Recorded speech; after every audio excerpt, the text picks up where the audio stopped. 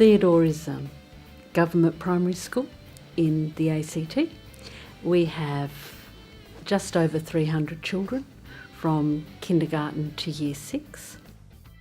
We have people who have finished paying their mortgage and have upsized, and they're now in a much larger house, and we have government housing, and the children come from all of those and everything in between. So we have a really mixed bunch of children, ESL children, children with psychological problems, children from every kind of demographic you could think of. So it's a real mixture. When we heard that David Langford was coming, I put out an email to the staff and said, does anyone want to go? There were 10 people who wanted to go. So I said, okay, we'll all go. Very quickly people were starting to get excited about it. And I know as we went, it was a 4-day course. And every day when I went back, 1 or 2 of them would come and say, look at what I've done. I've changed how we're going to do things next term. So already even during the course, people were looking at how they would implement it. Our bigger picture was to try and get the kids to take control of their learning and take responsibility for their learning. So that was our bigger picture. And to understand how they'd like to learn was where we started with the correlation chart and what they liked to learn and what they didn't like to learn. We started doing this, our graph of schoolwork. This side equals nothing. If you don't learn nothing, you put it down here. Not much, you put it somewhere, you put it here. Quite a bit is here and a lot. And if we hate it, it goes up. Don't like it, that one goes up. Okay, I guess, goes up. And these ones go up, and these ones go to the side. So the orange dot equals math, green dot equals sky reading, and the blue dot equals writing. A lot of people loved maths, so they went, I learn a lot and I love it. We do this so our teacher can change stuff and make things better in our classroom and more fun, so we can do maths, guide reading and writing. They really enjoyed having input into saying which things they liked and which things they didn't like in our classroom. And I think they've been quite empowered that I've taken on board the things that they weren't enjoying and we've changed it. And although we have changed it several times because things haven't worked, they're much happier now, and our graphs show that a huge improvement in the enjoyment of their learning. I've never felt comfortable being, the power in the classroom, and felt that the children needed to take more ownership and that they needed to have more control in the classroom, but never had a vehicle to do that. First we do the morning routine. That's when we do the roll, and we start off and she tells us when we have to go and do our activities. Some things we have to do once a day, so normally we do this all the time at the start of a day. They're all the learning activities for this, so we can look at that to choose what activities. There's a mythical beast information report, maths worksheet, maths game. You choose an activity, you finish it, do another activity, finish it. It's best if you sit where you're not going to talk to someone to get work done. You do the hard ones first so it gets them out of the way, then you can do all the fun stuff. You're not allowed to highlight something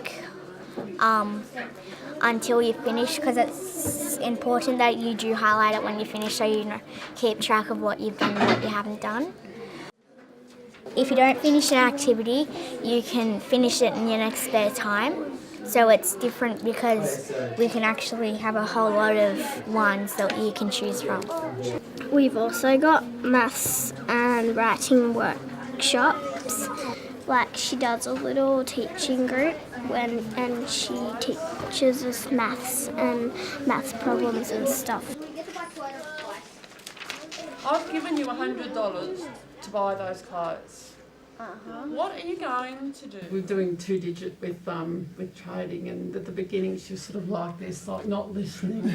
Like drag me, and I say, "You can do this. Come on, you can do this." So I had to sort of grab like a few minutes, just one-on-one, and showed her how to do it. And so, you know, and she still sort of was. She was getting more engaged, but not quite, not quite there yet. Anyway, she sort of did one, and I said, "Oh, look, you can do it. You show it. Show me how. Teach me how to do it." So she did it. And I said, "Wow," I said, "Can you show, Hannah how to do it?" So she did. Next thing, she's got like a little group. Come in? Yes. Okay. Now we're going to add 2 onto 9. So we have 9, 10, 11. So that's 11. So 1 goes here, and 1 goes here. That's 8. When I do new sums, I learn what it equals, and it also teaches the other kids what the answer is and how to do it. My job is to help Shania to get the sums right. 1 more. 17. Yep. It just feels like the same, like when I'm learning from the teacher, and it's just easy. Being able to have people teach you is just good, because then that means that when you have a teacher, as in Shania, it means that she's happy to go and teach you, and when she actually starts to go and teach a group, you just want to go joining because she's so good. My role actually, I think, has been to try to keep up with them, to make sure that they had the support that they needed. And I could see. I've given some time to people to go and visit each other's rooms to see what each other's doing. Realising how much of that professional dialogue can support what you're doing, and how much you learn from seeing what someone else does in their classroom, and how exciting it can be when everyone's excited about the same thing and you can't help but talk about it, and you can't help but email around something that you found, and it just gets everyone buzzing.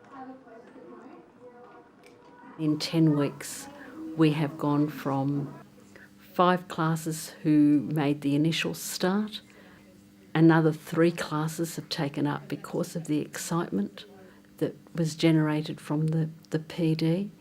And now we've got at least 3 other teachers who are saying, "I'm going to have a look and see how I can put it into my teaching." I started to have a little bit of a look at what Joe and the others were doing down in Meraki in their unit, and had heard that they were sort of trying some different things. So I went down and had a look.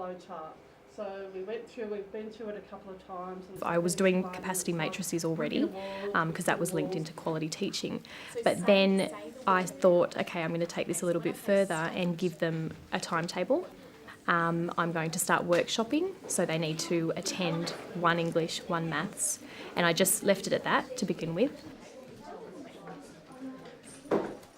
So we basically run on a timetable. I colour-coded mine, so with the green I elected to do. So we get to choose and sign up for stuff on the smartboard. And then the yellow is what I have to do, like band and assembly and Spanish. And then the red's the flexible timetable, where if we want to do English, we do English, or if we want to do maths, we do maths. We have to do a certain amount a week, so we have to finish our maths at a certain date, and all our English and all that. And we have to get it all done in a week, otherwise it follows on the next week, and it'll get harder and harder each week. To get to wisdom, what we're doing now is the students run a lesson for everyone. We're doing the structure of a exposition. We have to do the structure, the setting out, the language that you have to use, and it's important to use examples so that the reader can be more attached to the report. The results that I've seen in, I think I sort of started 4 or 5 weeks ago, is just incredible. I haven't seen this ever. The school is very involved in the quality teaching, which is ACT-wide, and quality learning gave us the tools to improve the quality teaching. The major thing that's different in my classroom is the kids talking about their learning, and they're not working, they're learning. Beginning of the year, there would have been kids that wouldn't have put their hand up if they didn't understand something. They would have quietly asked their friend or something, but now, because we take responsibility of our own learning, they will quite openly admit, I need to come to that workshop twice, I didn't get it the first time. At the beginning, I felt that I found as a professional that I need to be in control a lot, and I need to feel that I'm in control of what's happening, and that's why I thought at the beginning of taking this approach and moving into this way of teaching and this structure, I sort of thought, no, it's not going to happen. But I've actually found the opposite, that there is more structure and more explicit stuff happening than I've ever had before. We all think this is a better way of learning because it gives us more responsibility on what we do and when we do it, because we've got spelling and English and maths, and before we just had to do it when the teacher wanted us to do it, and now we get to decide. And so if we do too much spelling and not enough English, that's not a good, it gives us a responsibility, so we make sure we do it all evenly. Because you get to choose your own activity instead of doing the activity that the teacher asks you to. It's easier now because I can spend as much time as I can with these, and then I can move on. It's easier as well because everyone is doing something different, so it's more quiet. It's better this way because the kids in my class are actually taking control of their learning, and they are keeping track of how they learn, and I reckon it's pretty better this way.